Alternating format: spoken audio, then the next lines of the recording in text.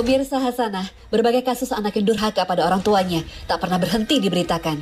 Bahkan karena motif yang sepele, sampai-sampai membuat banyak orang geram. Bagaimana seorang anak tega menyakiti orang tuanya sendiri, orang tua yang pernah melahirkan dengan susah payah.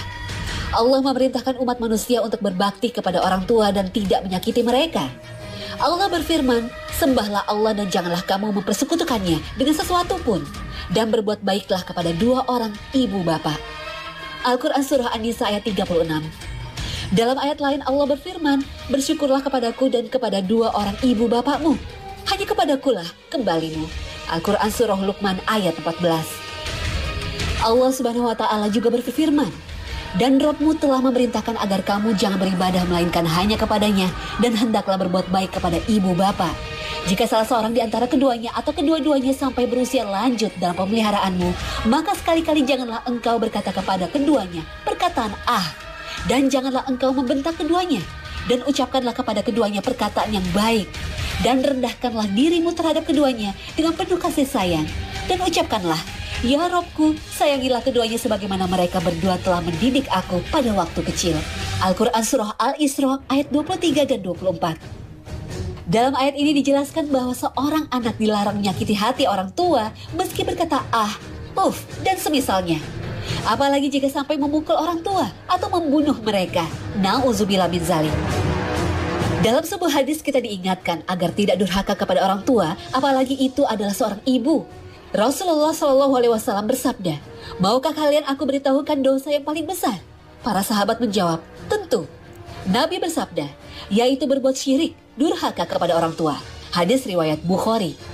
Dalam riwayat lain, Rasulullah SAW bersabda, Allah Subhanahu wa Ta'ala akan mengakhirkan balasan setiap dosa hingga hari kiamat kelak, kecuali dosa durhaka kepada orang tua. Dia mempercepat balasannya pada waktu masih hidup atau sebelum meninggal. Hadis riwayat Al-Baihaqi. Oleh karena itu, siapapun kita, jika mempunyai salah kepada orang tua, disengaja maupun tidak, hendaknya meminta maaf kepada mereka, dan berilah kegembiraan kepada mereka, mungkin itu dapat menghilangkan rasa sakit hatinya. Dalam sebuah riwayat disebutkan, seseorang datang kepada Rasulullah SAW dan berkata, aku akan berbaiat kepadamu untuk berhijrah, dan aku tinggalkan kedua orang tuaku dalam keadaan menangis. Rasulullah SAW bersabda, kembalilah kepada kedua orang tuamu dan buatlah keduanya tertawa sebagaimana engkau telah membuat keduanya menangis. Hadis riwayat Abu Daud, An-Nasai, Al-Baihaqi dan Al-Hakim. Rasulullah SAW mengingatkan kita sebagai umatnya agar senantiasa menjaga perasaan orang tua dan berbuat baik kepada mereka berdua.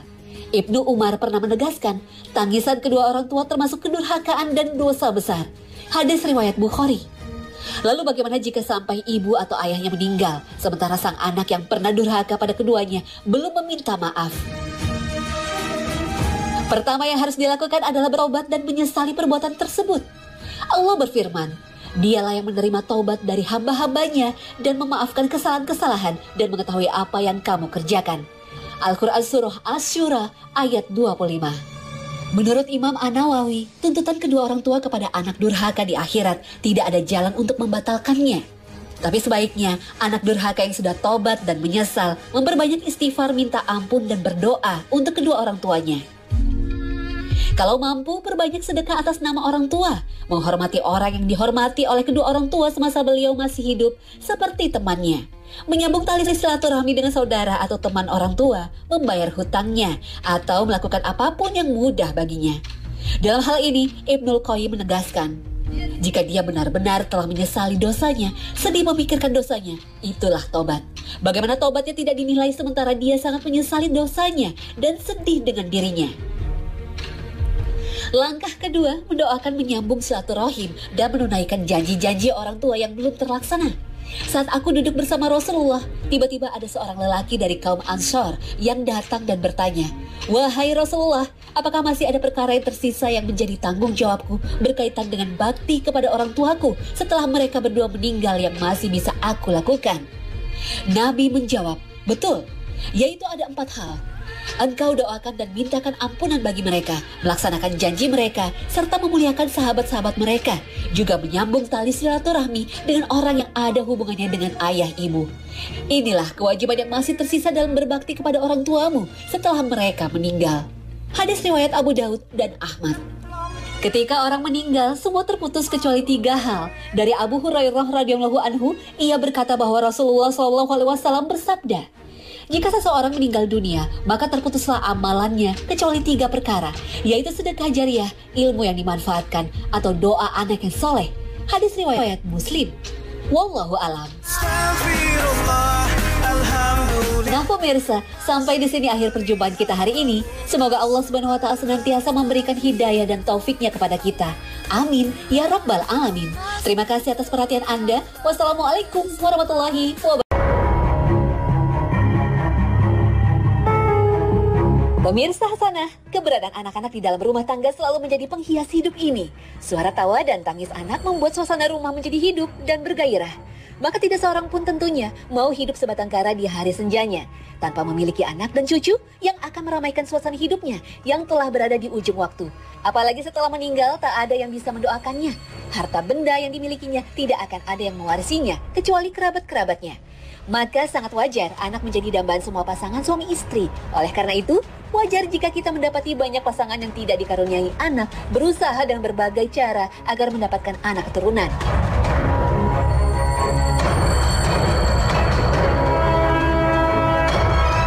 Salah satu cara yang populer di masyarakat untuk mendapatkan anak adalah mengambil anak orang lain atau anak dari kerabatnya untuk diasuh layaknya anak sendiri.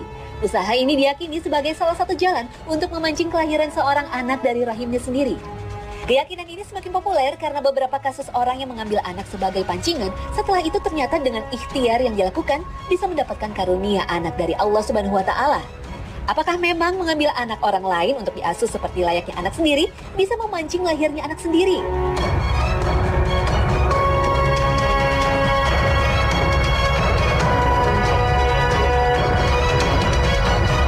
Sebenarnya mengambil anak orang lain sebagai pancingan ini tidak ada petunjuknya dalam agama. Bahkan tidak juga dikenal di negara-negara muslim lain. Keyakinan ini hanya ada di negeri kita. Namun begitu, bukan berarti mengangkat anak itu tidak ada manfaatnya. Bisa saja mengangkat anak itu menjadi penyebab Allah memberikan karunia anak padanya. Mengapa? Karena mengambil anak orang lain untuk diasuh di dalam keluarga mengandung kebaikan, bukan suatu yang haram. Hal itu akan lebih tepat disebut dengan al-fa'al atau kebaikan yang menumbuhkan semangat. Karena banyak kebaikan dalam usaha ini, seperti memberi sandang, pangan, dan tempat tinggal, bahkan pendidikan dan kendaraan. Apalagi jika anak yang diambil untuk diasuh itu dari keluarga yang tidak mampu, maka lengkaplah kebaikan-kebaikannya. Bisa saja dengan semua amal kebajikan dengan mengangkat anak itu, Allah membalas niat tulus pasangan suami istri dengan cara memberi anugerah anak. Nabi SAW bersabda, perbuatan-perbuatan yang baik akan melindungi dari ancaman keburukan, kehancuran, dan kebinasaan. Dan pelaku kebaikan di dunia ini, mereka adalah orang-orang yang dikenal kelak di akhirat. Hadis riwayat Hakim. Jadi bukan karena semata hanya karena mengambil anak orang lain saja pasangan suami istri mendapatkan momongan.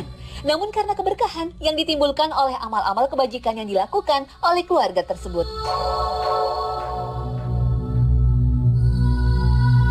Perlu diperhatikan, mendapatkan karunia anak atau tidak sebenarnya di mata Allah Subhanahu wa Ta'ala tetaplah sama. Sebab setiap urusan orang yang beriman kepada Allah dan berbaik sangka terhadapnya pasti ada sisi positif yang bisa diraihnya.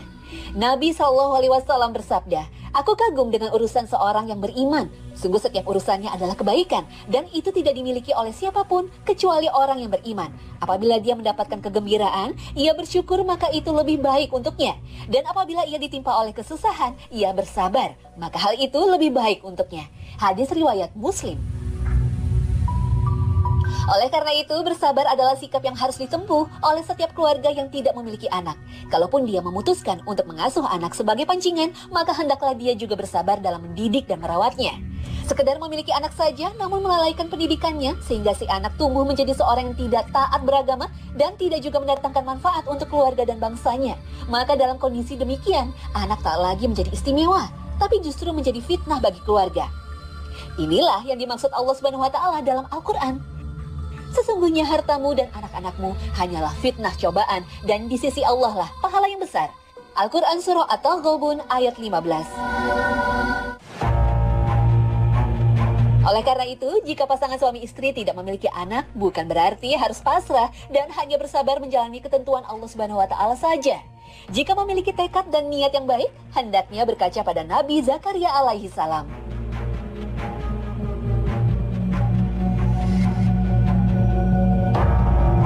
Nabi Zakaria alaihi salam yang sudah lanjut usia ditambah dengan sang istri yang secara medis disebut mandul, hanya satu yang dilakukan, yaitu berdoa memohon kepada Allah Subhanahu wa taala.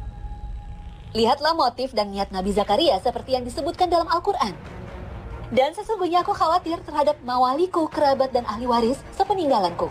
Sedang istriku adalah seorang yang mandul, maka anugerahilah aku dari sisi engkau seorang putra yang akan mewarisi aku dan mewarisi sebahagian keluarga Yakub. Dan jadikanlah ia, ya Tuhanku, seorang yang diridhoi. Al-Quran Surah Maryam ayat 5 hingga 6.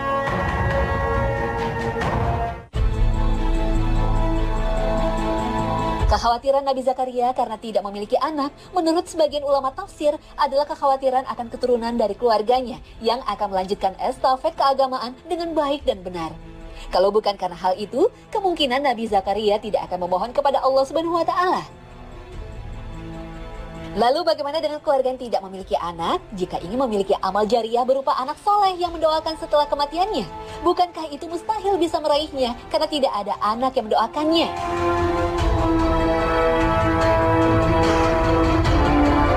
Rahmat Allah Subhanahu wa taala sangatlah luas. Jika seorang tidak memiliki anak yang diharapkan kelak berdoa untuknya, namun di sisi lain Allah memberikannya harta yang lebih, tentu ia akan bisa menanggung hidup anak orang lain yang tidak mampu, menanggung biaya hidup, menanggung pendidikan. Syukur-syukur bisa menanggung seluruh kebutuhannya. Maka jika anak itu menjadi anak yang soleh, taat beragama, dan berguna untuk orang lain, maka saat itu dia telah membangun amal jariahnya. Walaupun anak itu bukan anaknya sendiri, namun karena andil besar yang ia lakukan, sampai akhirnya anak tersebut menjadi seorang yang alim dan soleh, menjadikannya tercatat sebagai amal jariah.